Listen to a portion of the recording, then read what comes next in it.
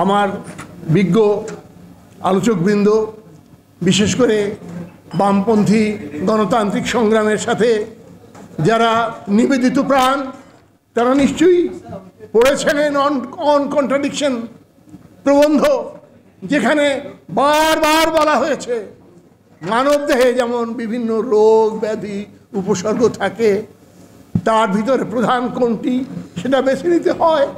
ঠিক তেমনি সমাজ দেহে বিরাজমান যে সমস্যা এবং সংকট, তার মধ্যে প্রধান দ্বন্দ্ব, প্রধান সংকট কোথায় সেটাকে চিহ্নিত করা, অঙ্গুলি নির্দেশ করে তাকে খুঁজে বের করা এবং তার বিরুদ্ধে লড়াই করা সেই মুহূর্তের প্রধান করণীয় বিষয়বস্তু। বন্ধুগণ, আমি মনে করি আজকের বাংলাদেশে এটাই হচ্ছে আমাদের প্রধান সংকট এবং সমস্যা। এটাই প্রিন্সিপাল কন্ট্রাডিকশন। এখানে যদি আঘাত করতে পারি, বাকি সমস্ত কন্ট্রাডিকশন খুব স্বাভাবিকভাবেই তার সমাধান সলভ হওয়ার পথ খুলে যাবে।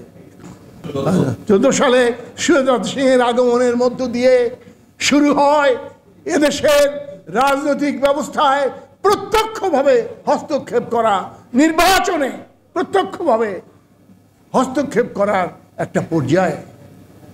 আজকে আমাদের বুঝতে হবে, তার থেকে উত্তরণের পথ যদি আমরা খুঁজে না বের করতে পারি, তাহলে কোনো নির্বাচন, কোনো গণতান্ত্রিক সংগ্রাম, কোনো শ্রেণী সংগ্রাম জয়যুক্ত হতে পারবে না। প্রধান আঘাত আমাদেরকে সেখানেই করতে হবে। এই প্রিন্সিপাল কন্ট্রাডিকশন আমাদেরকে চিহ্নিত করতে হবে। আমরা দেখলাম এবারে নির্বাচনে কোনো প্রার্থী সদম্ভে ঘোষণা করলেন, আমি ভারতের প্রার্থী। তারপরে এই নির্বাচনের বৈধতা বা জাতীয় বিবেক বিবেচনা, গণতান্ত্রিক বিবেচনার বিন্দুমাত্র কোনো কিছু অবশিষ্ট থাকে বলে আমি মনে করি না।